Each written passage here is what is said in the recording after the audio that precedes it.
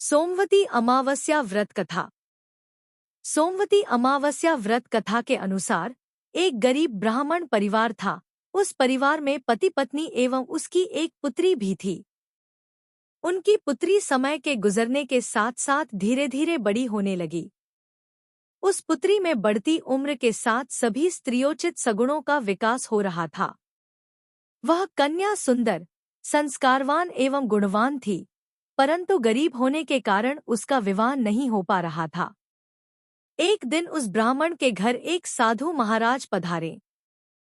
साधु उस कन्या के सेवाभाव से अत्यधिक प्रसन्न हुए।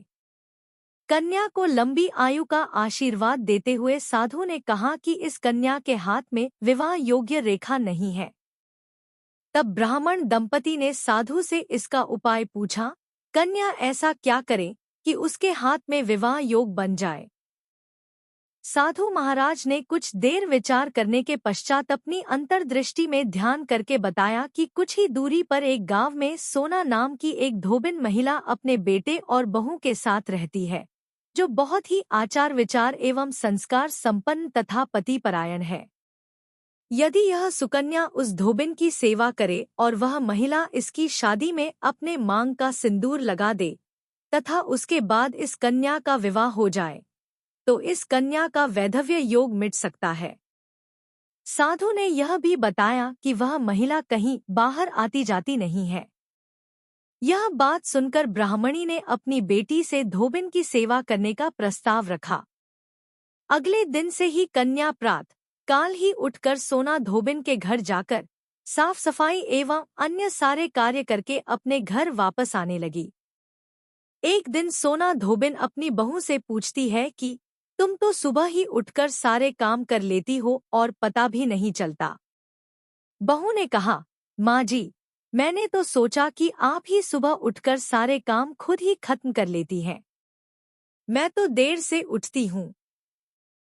यह सब जानकर दोनों सास बहू घर की निगरानी करने लगी कि कौन है जो सुबह ही घर का सारा काम करके चला जाता है।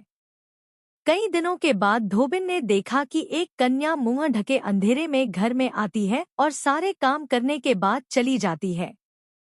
जब वह जाने लगी तो सोना धोबिन उसके पैरों पर गिर पड़ी। पूछने लगी कि आप कौन है और इस तरह छुपकर मेरे घर की चाकरी क्यों करती हैं? तब कन्या ने साधु द्वारा कही गई सारी बात बताई। सोना धोबिन पति परायण थी, आता उसमें तेज था। वह तैयार हो गई। सोना धोबिन के पति थोड़ा अस्वस्थ थे। उसने अपनी बहू से अपने लौट आने तक घर पर ही रहने को कहा। सोना धोबिन ने जैसे ही अपने मांग का सिंदूर उस कन्या की मांग में लगाया, सोना धोबिन का पति मर गया। उसे इस बात का पता चल गया।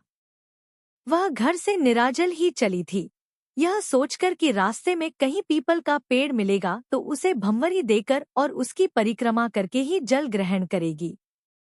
उस दिन सोमवती अमावस्या थी। ब्राह्मण के घर मिले पुए पकवान की जगह उसने ईंट के टुकड़ों से 108 बार भंवरी देकर 108 बार पीपल के पेड़ की परिक्रमा की और उसके बाद जल ग्रहण किया। ऐसा करते ही उसके पति के मृत शरीर में वापस जान आ गई। धोबिन का पति फिर से जीवित हो उठा।